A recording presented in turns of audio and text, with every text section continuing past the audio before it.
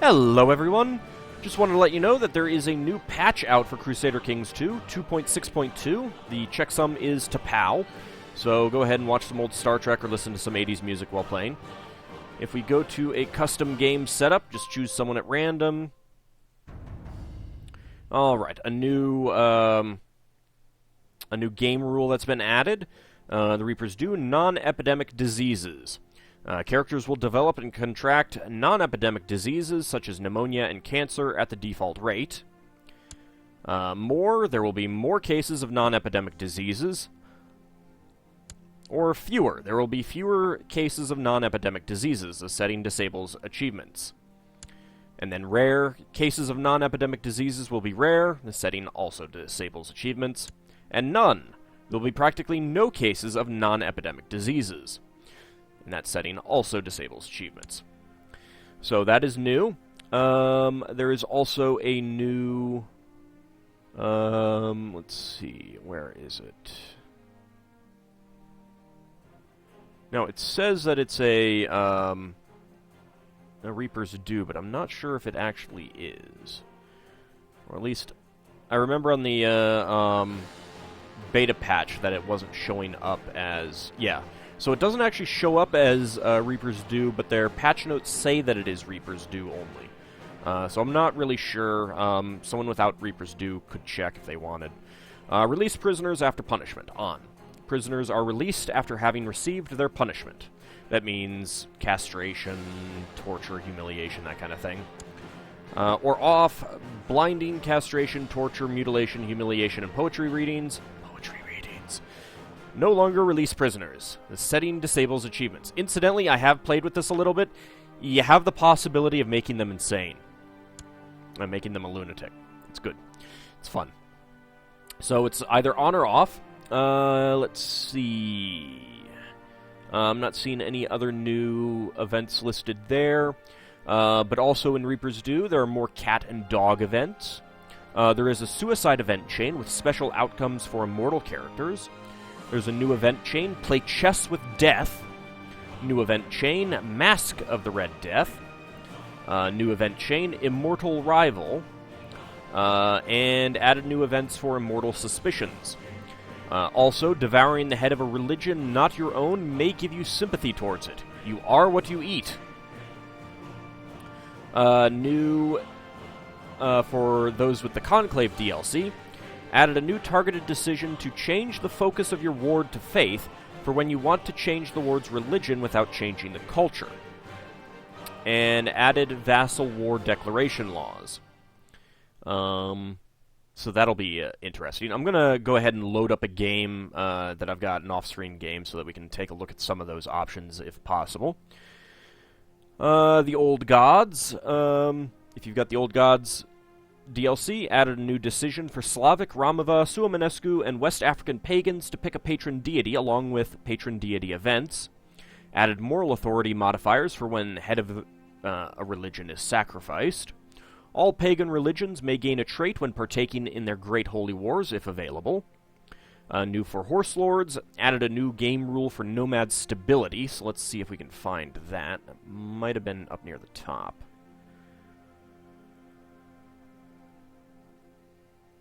Let's see. Horse Lords, Nomad Stability. Unstable. Upon succession of the Kagan, vassals of nomadic hordes have a chance to declare independence. The succeeding ruler will have just cause to reclaim the land. Stable. Nomad vassals will not have the opportunity to go independent on succession of the Kagan. Both of those maintain achievements. Sunset Invasion. Added another option to Aztec Invasion, Delayed Random. Which I did not actually have the DLC turned on when I started my Iron Man Russian Tribal campaign. So I'm not actually sure how this will play out, if at all. Because I do have it on now since they give you the game rule option. And I didn't even think about that when I started that game. Sunset Invasion, Aztec Invasion, 13th century. The Aztec Invasion will occur at the very earliest in the 13th century. Random. The Aztec Invasion will occur at a random date, though at the earliest 50 years after the game is started. And Delayed Random. The Aztec invasion will occur at a random date, though at the earliest at the year 1000, and 50 years after the game has started. And then off, the Aztec invasion will not occur. So those are the new features for the DLCs. Free features. Added a new game rule for titles named after dynasties. Let's see.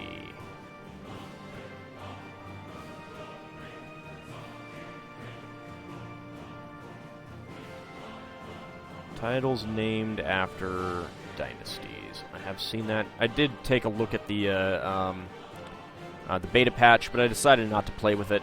They were recommending against it at the early part, and I decided not to do it after they... there it is. Culture title names. I decided not to do it after they released a second patch, beta patch. The names of titles may change depending on their ruling culture. For example, Svithjod instead of Sweden. Wait, no. That's not it. Titles named after dynasties. Right here. There we go. Many cultures name their titles after the ruling dynasty.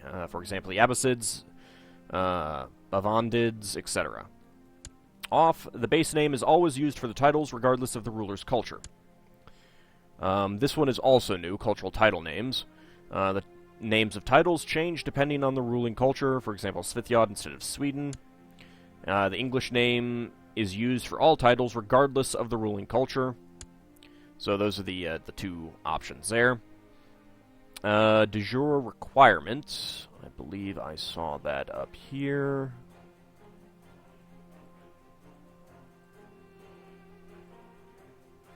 There we go. Default. Titles with de jure land will be kept regardless of the circumstances. Titles with de jure land will eventually be destroyed if a character holds no de jure land of the title within their realm. So those are the two options, and I believe what this means is, like one of my first games, someone managed to make the Kingdom of Jerusalem, a French Catholic managed to make the Kingdom of Jerusalem, and they eventually got kicked out. And what happened is that there were like two counties up here with the that were the Kingdom of Jerusalem. And I think what would happen with this is that eventually, on some character's death, it would probably pop up and saying, because you no longer control this land, you're not, no one considers you the actual King of Jerusalem anymore, and then you just have whatever the local, titles are and everything like that. Which is actually kind of nice. I mean, it does make quite a bit of sense. There's a new rule for some of the other conquerors. Let's find that. Turkic conquerors, historical. The great Central Asian Turkic conquerors, Sebüktigin, Seljuk, and Timur, will tend to rise in their historical time frames. Random. They can appear at a wider time span. Or off, and that will disable achievements. Let's see. There's a rule for domain size. I think that's down here.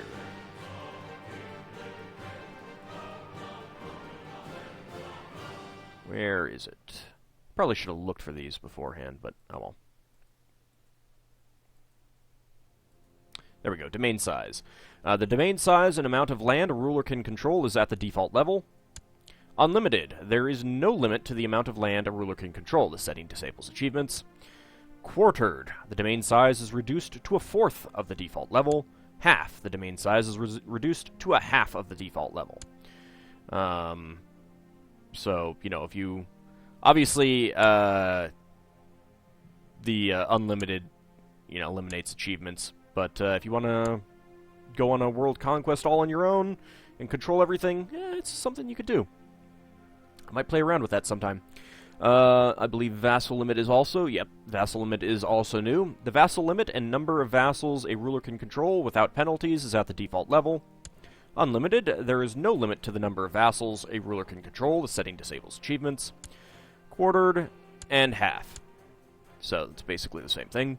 Grant independence, restricted. The grant independence action is restricted. I believe what that means is that if you control the de jure Kingdom of Russia, you cannot actually grant independence to someone within that if they're, your culture, your religion, that kind of thing.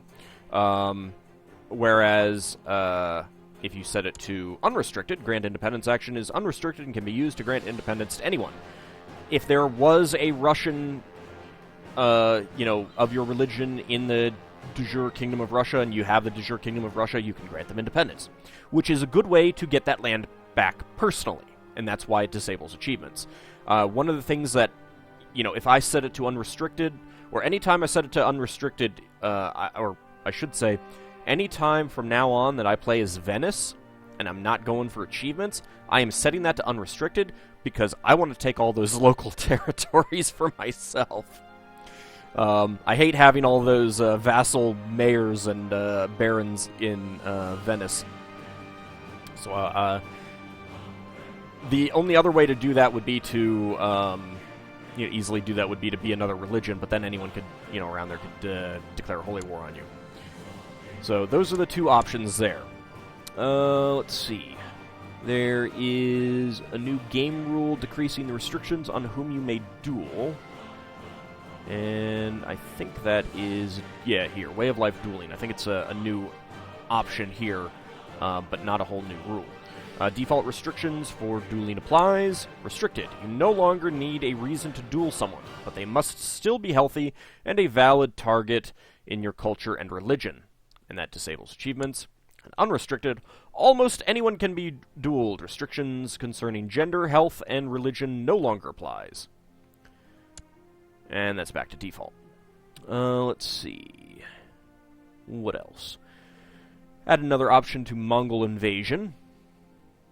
So historical, random, and delayed random is the new one. The Mongol horde will invade at a random date, though at the earliest at the year 1000 and 50 years after the game has started. I believe off was always there. Let's see. Alright, I think that's all of the new game rules that have been added in. So let's look at some of the other stuff. Blot events now have more of an effect when a head of religion is sacrificed.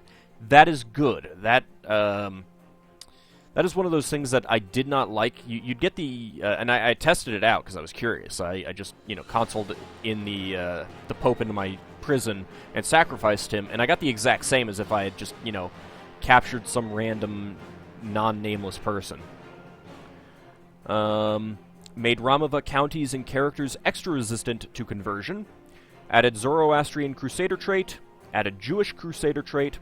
Added another option to supernatural events to allow the AI to receive them. I wonder if that's actually here. That might actually be a...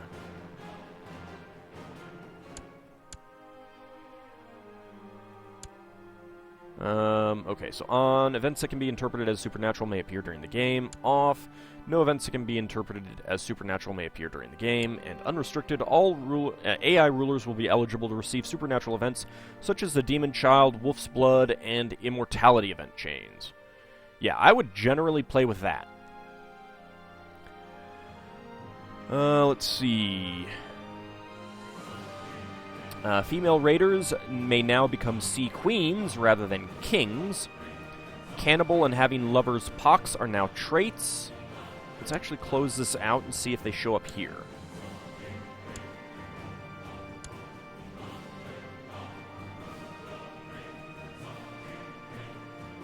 Okay, they're not there in that group.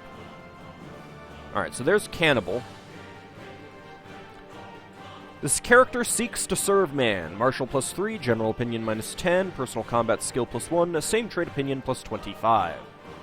I'm guessing that Great Pox is not a trait that you can add through the. Oh wait, no, there it is. Has Great Pox. No wait, not Great Pox. Lover's Pox. My bad. Yeah, I don't see Lover's Pox here. They don't have Scurvy anymore either, which they did have for a little while.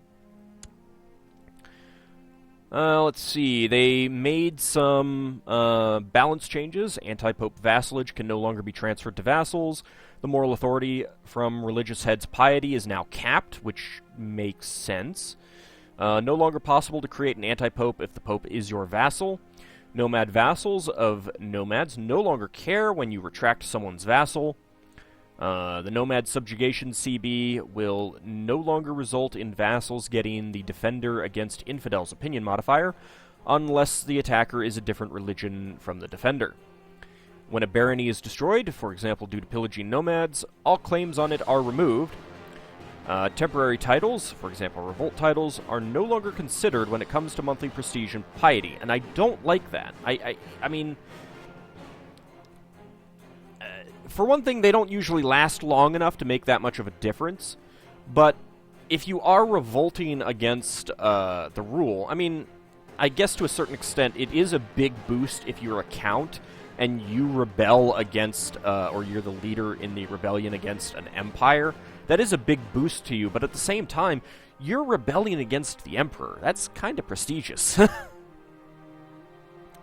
But, let's see. It would be interesting to see if that still counts on the achievement of working your way up from Count to Emperor, though. Mystics bringing promises of eternal life are more likely to be frauds. AI characters are now less likely to risk mutilation in order to cure a disease, especially if the condition isn't life-threatening.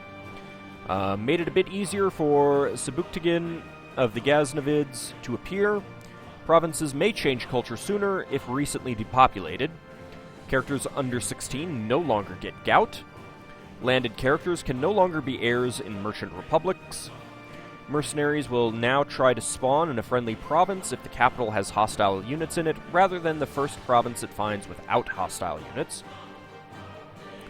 Ancestor Worship Dull event now just adds Dull rather than removing Genius Quick, which is good, because losing Genius and Quick is always bad. I'm wondering about the childhood event chain that gets that, because I've gotten one of those where it's like, you could be quick or dull, but the character's already a genius. Characters may only gain health from a Hajj once. Improved the various invitation decisions the characters created will be guaranteed to be competent within the area you expect them to be. That is good. You now get a pop-up when inviting someone in order to more easily track who they are. You can also assign invited soldiers directly as commanders. And let's actually just, let me go to a different time period. That's fine. Oh, I got achievements enabled. I don't want to actually do that. It's going to ask me to make a save.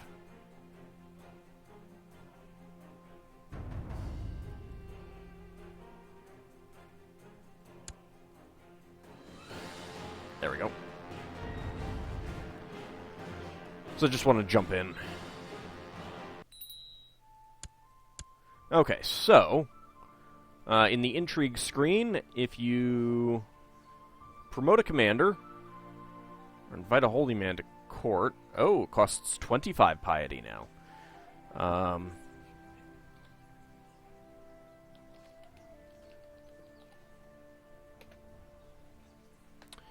Alright, what is the... I forget what the option is for this.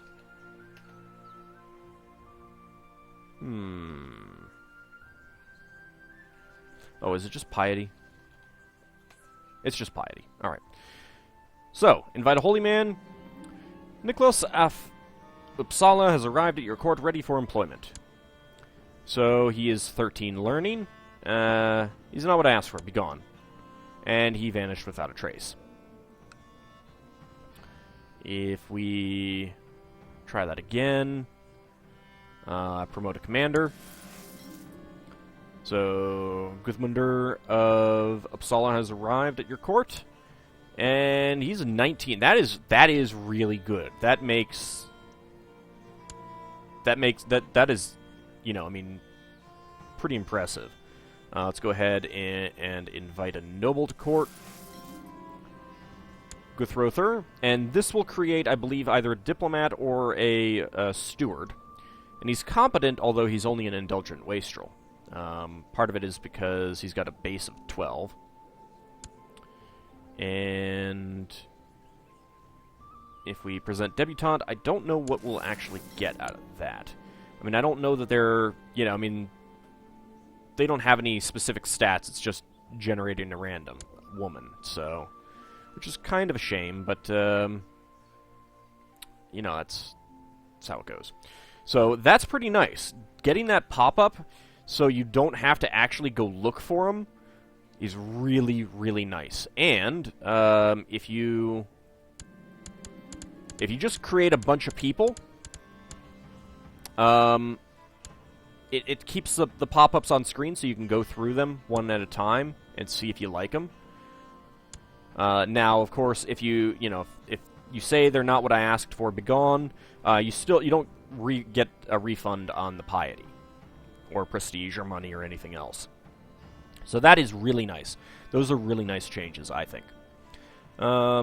Increased the carousing party timer from 90 to 200 to avoid spam. You now have a chance to gain the sympathy trait for your previous religion when using the decision convert to local religion. You can no longer use the decision convert to local religion if you are zealous. If a Muslim invasion is invalidated, the piety will be refunded. Immortals who become incapable are much more likely to wake up as a lunatic. Added special text for cannibals who find a human head on their bed, which is disturbing, but sounds fun. Now possible to ask one's liege to press one's claim, even if the liege council isn't allowed to vote on, war declarations.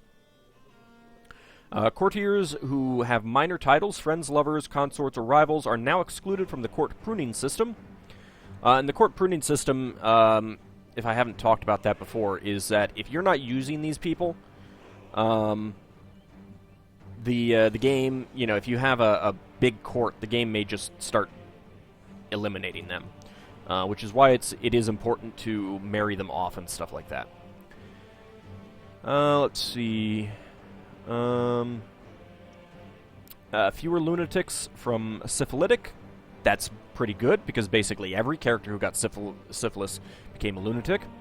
If your close kin is eaten by a cannibal, you now get an opinion modifier to allow rightful imprisonment should the character be your vassal. What I want is a war casus belli.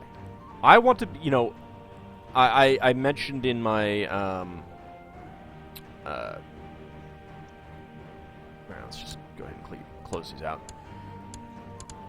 I mentioned during my Russian tribal campaign that I was playing a game up here in Scandinavia, and I married off a daughter to someone down here. And then I got a message that we learned that he had eaten her. I should have gotten, number one, my, the truce that we had should have been eliminated right there. And it wasn't. I actually had to go break it. But in addition, you should get a casus belli to go capture and execute and imprison or murder, something like that. Murder that, You should be able to go to war against that guy for eating your daughter. Maybe not if it's a cousin, but, if it's a close kin. Let's see. The clever ambush tactic can now also be triggered by leaders with the genius or shrewd traits. There are some new AI improvements, with matrilineal marriages turned off. That's one of the rules. Female rulers should prefer to marry members of the same dynasty if there are any available. Fixed the AI in some cases repeatedly requesting vassalization of other AIs that'll never accept. Fixed the AI in some cases repeatedly requesting concubines from other AIs that'll never accept. Fixed the AI breaking betrothals if the recipient is in a revolt. Interface added government flavor for landed mercenaries. I'm not really sure exactly what that means. I guess it might mean that, I've seen occasionally mercenaries will take over Venice because they can't get off, and, they can't Venice can't afford to pay the mercenaries, so they turn on them. They're already right here, and they just siege everything down and take it for themselves. And they're still always like condottiere, so that might change. It might become, make them counts or something like that. I don't know. Attached units and units that have attached units now have icons next to their name in the Army tooltip to show if and how units are attached to each other. Not sure exactly what that'll look like, but that's pretty good. No longer possible to assign commanders to empty flanks.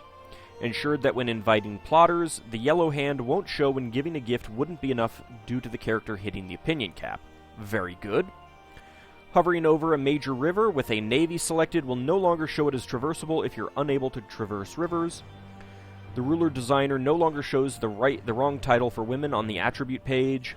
The ruler designer no longer shows beards as available for women. Added notification events for counselors going in and out of seclusion. The high threat alert now shows the number of months it'll take to reach 0 threat at your current threat decay rate.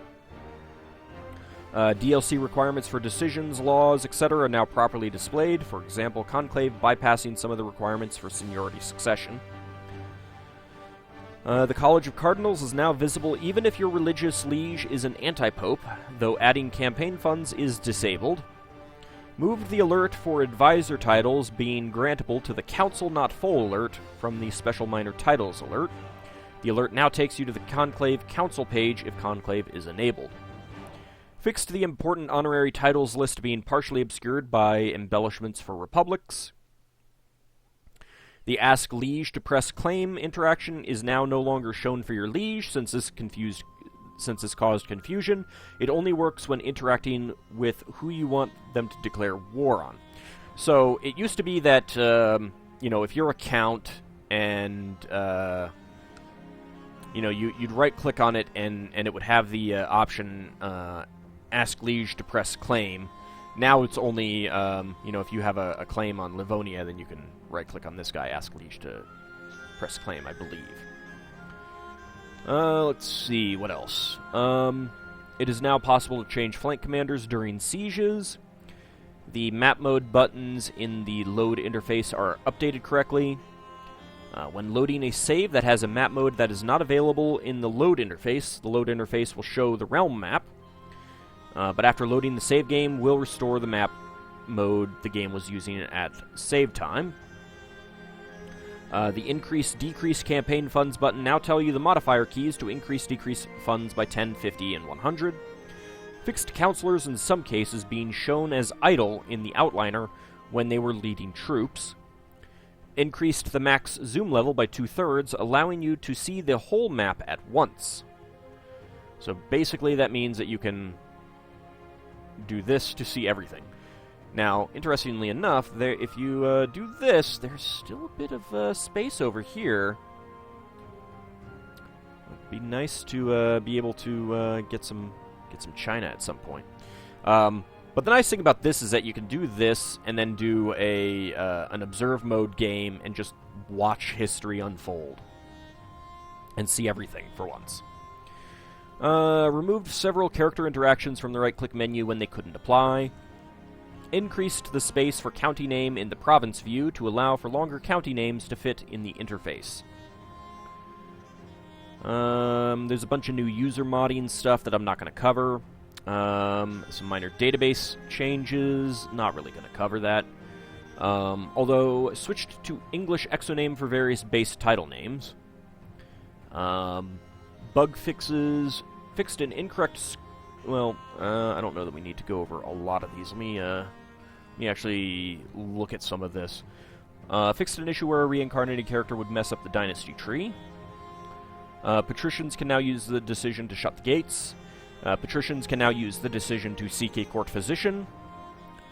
Regrowing lost limbs now removes phantom pain. Fixed scaled opinion modifiers not being saved. Let's see. Kali Puja Feast now grants some prosperity in your capital, like the other feasts.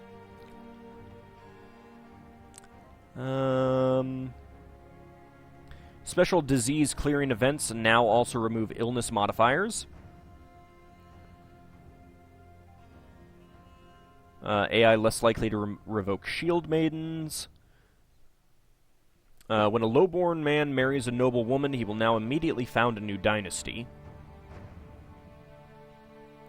Not sure how that works, though. Oh, you know, I bet a big part of that is so that you don't get things like killed a member of my dynasty with all the other no dynasty people. That could be, you know, that kind of situation, which I've seen.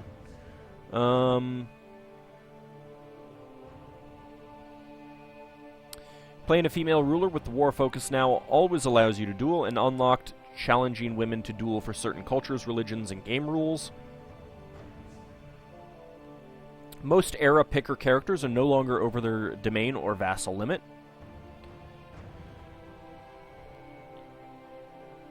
You can no longer cancel your retreat if 1 day has passed since you gave the order. Solves problem with army being wiped out due to not being able to retreat.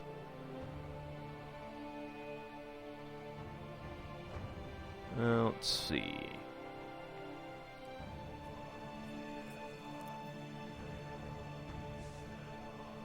Fixed so looters no longer are looters and hostile when becoming landless.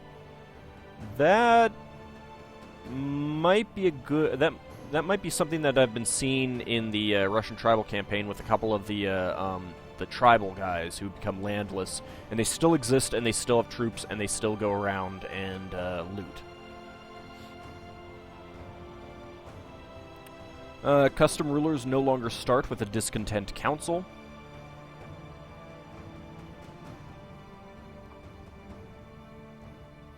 Zoroastrians and Massalians can now seduce their close family members. Zoroastrians and Massalians can no longer get two separate decisions to send their son husbands and daughter wives into hiding. Fixed Swords of Islam localization to adapt to new gender equality game rule.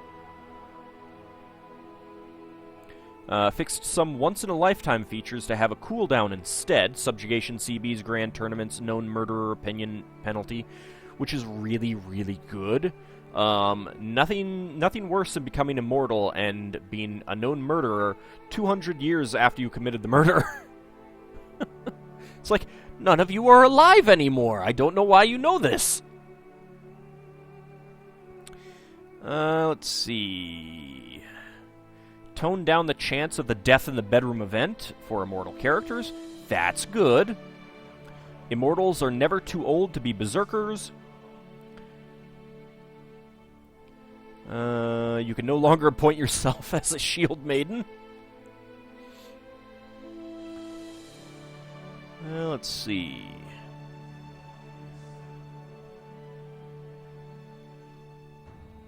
One of the old god events where the Vikings encounter the Aztecs will no longer trigger if you have set the Sunset Invasion game rule to off.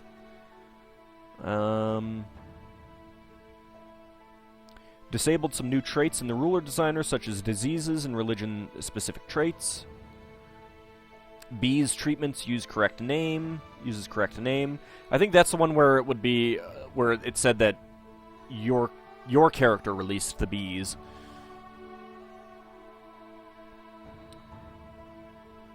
Let's see.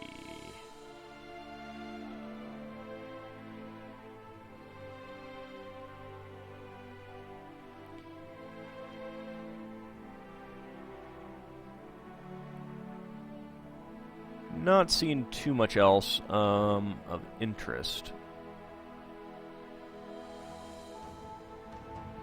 I mean, there's quite a few different bug fixes. It's a pretty long list.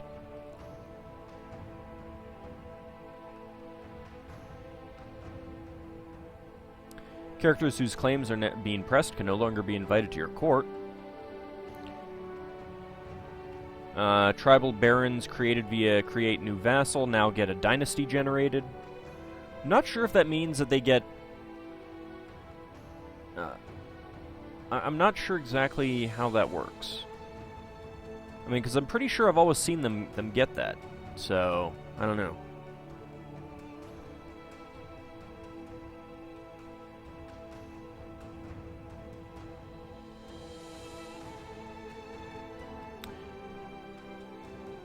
Defenders of an inherited holy war will leave the war if inheritor is of another religion. Defenders of any inherited war will leave the war if they are in a defensive pact against the inheritor. Children and other characters unfit to lead troops will no longer lead siege defense.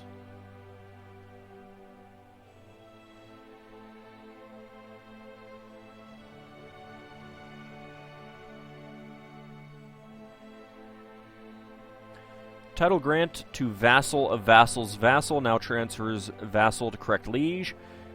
That's a little convoluted. Not sure exactly what that... I wonder if that means, like, if you have a vassal king and you transfer, and you give a duchy to a count under them, does that mean that they will... Well, no, that used to work. I don't know. Not sure exactly what that means.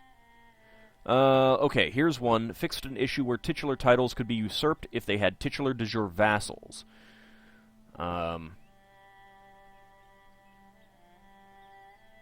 I haven't seen that personally, but I've been watching J Squared John Jeremy's CK2 campaign, and there's a titular title down here for Asturias, and it's basically just been usurped by everyone under the sun, particularly various mercenary groups and stuff like that, and I think that might be the kind of thing that it's talking about. I haven't seen that in one of my own games, so I'm not sure how common that is in the base game. Patricians can no longer give the designated heir honorary title to landed characters. Fixed randomization problem in death heir text. And fixed the name of an incorrect picture being used for the Aztec government flavor. The other thing that this patch brings, and there's quite a few things, is updates for the Crusader Kings 2 Europa Universalis 4 converter. I believe that brings it in line with the brand new Rights of Man DLC for EU4. Some of the things that I saw is that the more built up your holdings are, the more that'll affect the development in provinces in the converted game. I believe originally when they implemented the development system, your territories would always have the same basic development regardless. So, you know, poorly developed territories like, you know, Finnmark or Kola, you know, they'd have low development, even if in your game you played up here and you got the highest level of techs, everything was built up, that sort of thing. So, you know, and these areas became the centers of, you know, technology and culture kind of thing. So that's some pretty good. That's a pretty good change for those people who, you know, use the converter. I'm not going to go over all those changes, but those have been the bulk of the changes. I will include a link to the patch notes in the description of the video, so you can go check out anything that I didn't cover, like the bug fixes, the modding, and the EU4 converter. And I will see you next time in more episodes of Crusader Kings 2.